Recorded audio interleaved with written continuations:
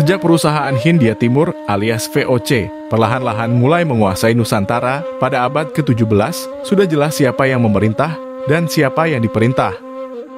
Di bawah kuasa company, orang-orang Bumiputra Nusantara yang sebagian besar merupakan petani, nelayan, tentara, buruh, budak, pembantu rumah tangga, dan pegawai pemerintah itu bukanlah warga negara yang memiliki hak penuh. Bahkan, ketika VOC berkonflik dengan Kesultanan Banten, mereka sampai mengeluarkan dekret tertanggal 13 Juli 1656,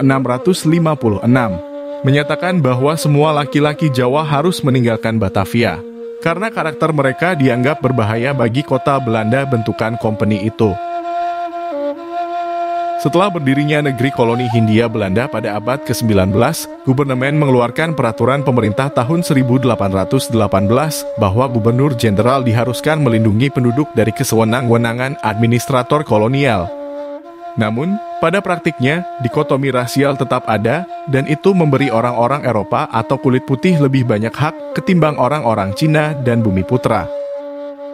Parahnya lagi, pada tahun 1854, pemerintah Hindia Belanda resmi meletakkan dasar hukum bersistem ganda, yaitu bahwa orang Belanda dan orang non-Belanda harus diperlakukan secara berbeda, yang menyebabkan diskriminasi hukum terhadap masyarakat Bumiputra di segala aspek. Populasi koloni kemudian digolongkan menjadi 3 kelompok, yaitu masyarakat kulit putih atau Belanda dan Eropa, lalu masyarakat timur asing seperti orang-orang Cina, Arab, dan Jepang, serta yang terakhir adalah masyarakat Bumiputra Nusantara, atau yang Belanda sebut sebagai Inlander.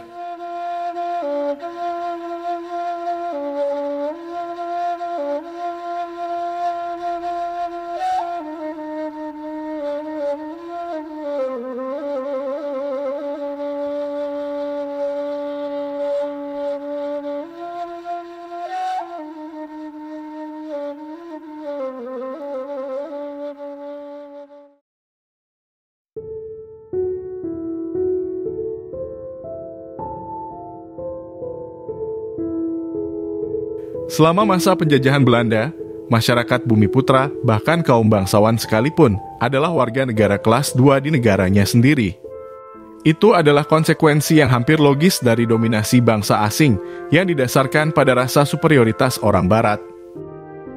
J.C. Baud, seorang menteri koloni alias menteri urusan tanah jajahan Belanda pada tahun 1840 sampai 1848, pernah mengatakan bahwa bahasa, warna kulit, agama, moral, asal-usul, dan memori sejarah, semuanya berbeda antara orang Belanda dan orang Jawa. Kami adalah penguasa, dan mereka adalah orang yang diperintah. Pada masa yang sama, Gubernur Jenderal Jan Jacob Rohusen turut menyatakan, dominasi kami bertumpu pada kebangsawanan dari warna kulit dan mayoritas moral serta intelektual dari ras kulit putih, yang berada di atas ras kulit coklat. Superioritas orang Belanda totok di tanah Hindia, rupanya juga menyasar orang-orang berkulit campuran atau orang-orang Indo. Diskriminasi terhadap masyarakat Indo mulai menjadi rasis ketika, pada tahun 1900, teori hereditas muncul yang mencurigai percampuran darah. Pada saat yang sama, orang-orang Belanda murni itu mulai cemas, menuduh masyarakat miskin Indo akan berbalik melawan tatanan mapan yang sudah mereka bangun. Orang Indo dipandang sebagai orang yang tidak dapat dipercaya, bodoh, pembohong, dan tidak berkembang. Meski perempuan Indo dipandang cantik dan menarik, tetapi mereka dianggap malas, centil, serta sensual. Dan sementara orang-orang Belanda atau Eropa lainnya tinggal di kawasan elit kota, masyarakat Bumiputra sebagian besar tinggal di kampung-kampung yang terkadang memiliki kondisi mengerikan. Sanitasi yang buruk, kurangnya air minum, serta lembabnya rawa-rawa membuat kehidupan menjadi tidak sehat. Selama itu, epidemi kolera dan wabah adalah hal biasa. Padahal, menurut statistik pada tahun 1920, jumlah penduduk golongan Belanda atau Eropa di Hindia Belanda sebesar 170.000 orang, sementara golongan Bumiputra sebanyak 49 juta jiwa. Dan pada tahun 1930, golongan Eropa berjumlah 240.000 orang, bandingkan dengan jumlah penduduk Bumiputra yang sebesar 60 juta jiwa. Karena jumlah mereka yang jauh lebih kecil ketimbang populasi Bumiputra dan Timur Asing itulah, maka orang Belanda menerapkan kekuasaan yang bersifat keras terhadap tanah jajahannya. Sebagai contoh, hukuman mati telah lama dihapuskan di Belanda, tapi di Hindia Belanda, hukuman mati masih tetap diterapkan. Terdapat banyak contoh kasus ketika orang kulit putih dihukum ringan atau dibebaskan dari pelanggaran berat, sementara orang Bumiputra akan dihukum berat bahkan untuk suatu pelanggaran yang tak terbukti. Sistem ini juga berlaku untuk tindakan terhadap badan pers serta partai politik, dan tokoh-tokoh pergerakan adalah sekelompok orang yang pernah mengalami perlakuan itu. Sistem hukum tersebut dianggap sebagai bentuk teror yang dirancang untuk menjaga kestabilan di negeri koloni.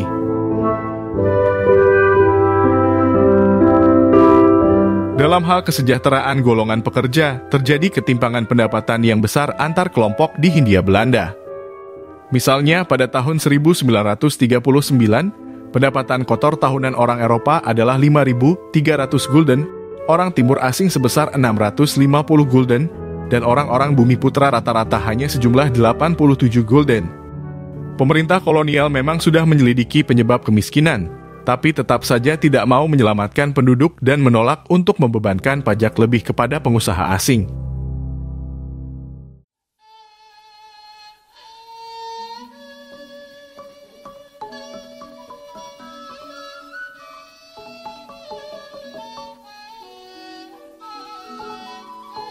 Seiring perkembangan zaman, orang-orang kaya kulit putih itu sebagian besar memang memperlakukan pelayan-pelayan Bumiputra mereka dengan baik. Tetapi menurut Jacques Descartes, seorang sastrawan dan pemikir Belanda, sikap itu semata-mata adalah kebajikan seorang tuan terhadap orang yang dijajah dan tak berdaya. Lebih lagi, orang Belanda kerap menganggap penduduk lokal belum mapan secara intelektual maupun politik. Pada tahun 1903, seorang penulis di Het Nieuws van den Dag voor Nederlands Indie, yaitu sebuah surat kabar ultra-konservatif terkenal ketika itu, mengajukan pertanyaan, apakah kulit tembakau diperhitungkan sebagai manusia? Dalam pandangan masa kini, tulisan tersebut sangatlah kurang ajar. Bahkan ketika si penulis itu menganggap kulit tembakau sama seperti hewan, dengan mengatakan bahwa para kuli itu dahulu adalah binatang buas. Akan tetapi orang-orang kulit putih tidak bisa sesuka hati menyiksa atau memukul mereka, karena kekejaman terhadap binatang juga tidak diperbolehkan. Sikap orang-orang Belanda atau orang-orang Eropa yang membandingkan orang Bumiputra dengan binatang memang kerap kali diketahui. Ignatius Yosef Kasimo Hendro Wahyono, seorang Bumiputra Jawa beragama Katolik yang pernah menjadi anggota Volksraad, serta menjabat Menteri Perdagangan dan Pertanian semasa awal berdirinya Republik Indonesia, menceritakan pengalamannya ketika ia menjadi wakil konsultan pertanian pada tahun 1921, yang ketika itu dirinya pernah dipanggil dengan sebutan anak monyet oleh seorang administrator Eropa. Kasimo tak pernah melupakan pengalaman itu selama hidupnya.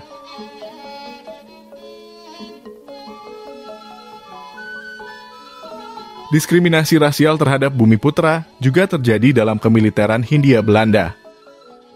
Meskipun keberadaannya penting bagi militer kolonial, namun tentara-tentara Bumiputra kerap mengalami diskriminasi oleh atasan Belanda mereka. Jabatan perwira yang sangat tinggi dalam tentara kerajaan Hindia Belanda alias KNIL tidak dapat diakses oleh Bumiputra, bahkan golongan bangsawan sekalipun. Mulai dari anak petani hingga pangeran Jawa, di dalam KNIL, kedudukan mereka tetap berada di bawah perwira-perwira Belanda. Mereka ini juga dibayar lebih rendah daripada para tentara kulit putih. Surat kabar Java Bode, edisi 31 Maret 1908, pernah menulis tentang personil tentara Jawa yang dikatakan, ia merasa dianggap dan diperlakukan sebagai ras yang lebih rendah di ketentaraan. Ia dipukuli setiap hari, seringkali tanpa alasan, dan bahkan keluhannya yang paling jelas tidak pernah diindahkan sedikit pun. Ia semakin merasakannya dan sangat terluka karenanya. Dalam Indis Militair Tijdschrift tahun 1915, Letnan M. H. Dukro, dengan nama samaran Asymptoot, menuliskan pendapatnya tentang seorang prajurit Jawa bernama Kromo. Kromo adalah seorang gelandangan yang tidak dapat dipercaya. Sebagai seorang prajurit, dia pengecut, tanpa ambisi dan tanpa energi. Kromo hanya bisa merampas ayam, kambing, dan babi, karena itu yang dia mengerti. Saat dirinya melihat peluang, dia mencuri uang atau perhiasan dari tahanan atau orang mati. Artikel merendahkan tersebut akhirnya membuat gaduh dan menimbulkan kritik dari pers Bumiputra, serta memicu rasa permusuhan di antara kelompok-kelompok penduduk. Meski penanggung jawab redaksi telah dijatuhi hukuman 1 hari penjara, Letnan Dukro mengajukan banding dan dibebaskan begitu saja oleh Mahkamah Agung Militer. Bahkan pernah ada yang lebih buruk dari kelakuan Letnan Dukro.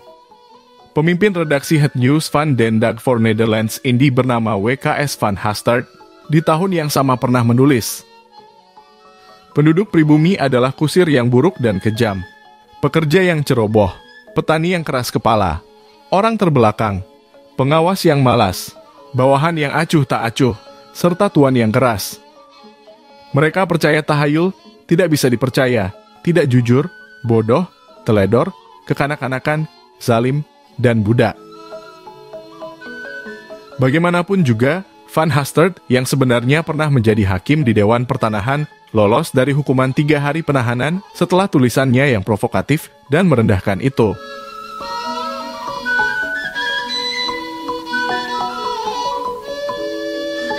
Pada tahun 1918, Haji Raden Umar Said Cokro Aminoto, pemimpin Sarekat Islam, mencela delusi rasial orang-orang Belanda melalui surat kabar Volksraad. Menurutnya, surat kabar Belanda Indonesia sudah penuh dengan pemberitaan tentang perilaku kasar orang Eropa terhadap Bumiputra Indonesia. 5 tahun kemudian, seorang nasionalis moderat yang pernah menjabat sebagai Bupati Serang dan Batavia serta pernah menjadi anggota Volksraad, bernama Pangeran Arya Ahmad Jayadiningrat, memprotes sikap sombong dan delusi rasial yang sering ditunjukkan oleh pers Eropa dan orang-orang Belanda.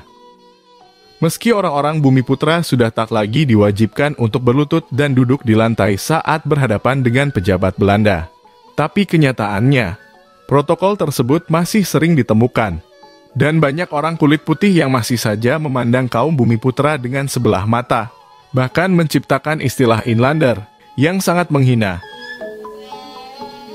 Termasuk juga di Karesidenan Sumatera Timur, yang merupakan tempat lahirnya Vaderlandse Club, sebuah perkumpulan yang didirikan oleh orang-orang Belanda reaksioner dan sangat anti Bumiputra. Di wilayah kekuasaan Raja-Raja Melayu, Karo, dan Simalungun itu, kerap terjadi rasisme secara terang-terangan. Orang-orang Batak dari pegunungan yang menolak untuk bekerja di perkebunan tembakau oleh Jacob Nienhuis dianggapnya sebagai kelompok ras bodoh. Para buruh kontrak yang datang dari luar Sumatera pun dianggap demikian. Sementara, Belanda-Belanda rasis itu juga menganggap orang-orang Cina sebagai penipu dan kurang ajar, sedangkan orang Jawa dianggap pemalas dan pemarah. Memang ada beberapa wartawan, seperti Matthias Verhoeven, yang menentang penanaman kebencian rasial. Akan tetapi pada tahun 1920 dan 1930-an, masih banyak surat kabar sayap kanan di Hindia Belanda yang mendukung iklim rasisme. Seperti wartawan Albert Basnard, yang di surat kabar de Sumatera Post pada tahun 1930, dengan tanpa rasa malu pernah menulis, "Kita tidak hanya harus mempertahankan kualitas dalam diri kita sendiri, yang kini dianggap sebagai delusi rasial, tetapi kita juga harus menghargai dan mengaguminya." Ketika diadili di pengadilan Den Haag pada tahun 1928, Muhammad Hatta, yang kelak menjadi salah satu proklamator itu, pernah mengatakan, "Suntikan psikologis mengenai gagasan superioritas bangsa kulit putih telah menyebabkan semacam hipnosis kolonial. Dominasi asing memiliki efek mengacaukan dan mencekik kehidupan rakyat Indonesia. Struktur spiritual masyarakat menjadi hancur dan kepribadian masyarakat pun rusak."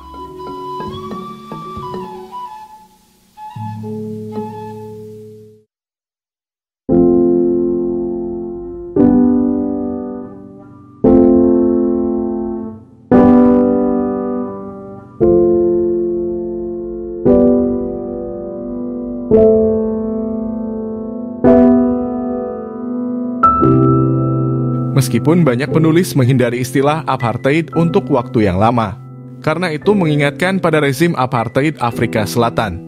Beberapa orang sejarawan percaya bahwa istilah apartheid memang berlaku untuk negeri koloni Hindia Belanda dan pemerintahannya. Memasuki abad ke-20, kesenjangan antara kulit putih dan bumi putra nyata-nyata semakin melebar. Pada tahun 1927, Gubernur Jenderal Andries Cornelis Dirk de Graaf yang moderat bahkan sampai mengatakan, "Saya datang ke Hindia Belanda dengan niat yang paling murni untuk menciptakan suasana keterpercayaan dan kerja sama di sekitar pemerintah. Dan setelah 14 bulan saya bekerja tanpa lelah, saya melihat satu-satunya hasil adalah bahwa kesenjangan antara kulit putih dan kulit coklat telah menjadi lebih lebar dari sebelumnya, serta naluri rasial yang tetap merajalela." Ada juga sejarawan yang menggunakan istilah apartheid informal untuk menunjukkan keretakan antara pemerintah kulit putih dan elit Indonesia yang berjuang untuk otonomi dan kemerdekaan melalui serikat dan partai politik mereka. Meski akibat represi pada tahun 1930-an, organisasi-organisasi politik tersebut sempat terdesak kembali ke pinggiran. Dan selama masa Hindia Belanda, pemerintahan kolonial memang sepenuhnya terdiri dari orang-orang kulit putih. Dengan bangkitnya gerakan nasionalis, maka kelas atas administrator Belanda, pegawai negeri, teknokrat, serta pengusaha-pengusaha yang hanya berjumlah ratusan ribu orang dibandingkan 60 juta populasi bumi putra itu menjadi semakin terisolasi. Walaupun seiring berjalannya waktu, mulai ada orang-orang Belanda berpikiran terbuka yang bersahabat dengan bumi putra, atau bahkan bersimpati dengan perjuangan bumi putra Indonesia. Namun sebagian besar dari mereka tetap menjauhkan diri dari kaum bumi putra. Orang-orang bumi putra seringkali tidak diterima di tempat hiburan seperti sositeid atau kolam renang yang sering didatangi orang-orang kulit putih. Selain disubordinasikan secara hukum, masyarakat bumi putra juga kerap dicekal dari posisi senior di pemerintahan dan militer. Sebagian besar dari mereka juga dibiarkan buta huruf serta tidak menerima pendidikan layak. Dan seperti kata-kata penulis Pramudia Anantatur, kekuasaan kolonial yang tidak pernah mengakar pada rakyat bertahan begitu lama di Indonesia karena berhasil memutus bangsa Indonesia dari ide-ide baru yang masuk dari dunia luar, terutama dengan cara tidak mengajari mereka membaca dan menulis.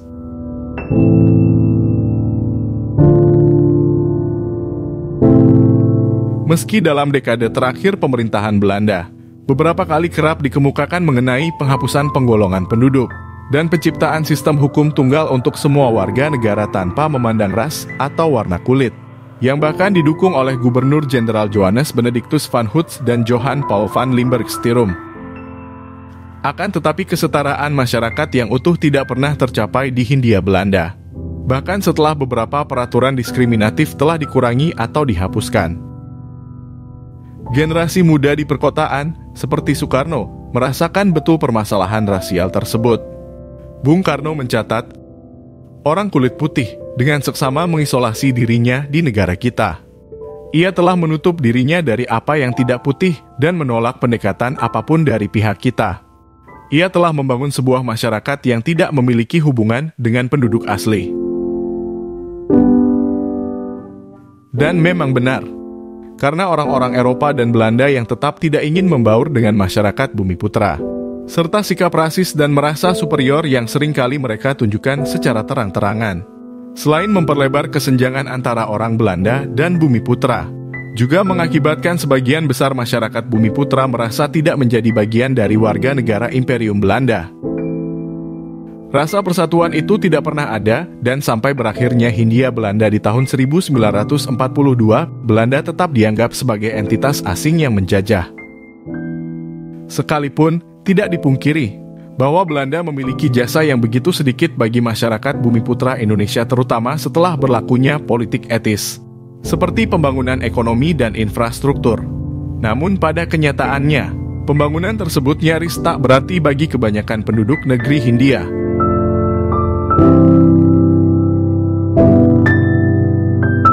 Pemberlakuan segregasi rasial yang diterapkan oleh orang-orang kulit putih itu membuat segala bentuk hasil pembangunan yang dilakukan benar-benar tidak bisa dinikmati oleh seluruh penduduk Hindia Belanda. Dan ketika penjajahan Jepang berakhir, selama Perang Kemerdekaan pada tahun 1945 hingga 1949, sewaktu Belanda kembali berusaha mendirikan rezim kolonialnya di atas Republik Indonesia dan berupaya menarik simpati masyarakat Bumi Putra dengan kebijakan-kebijakannya yang seolah unifikatif, hampir seluruh bangsa Indonesia ternyata sudah tidak lagi percaya dengan Belanda.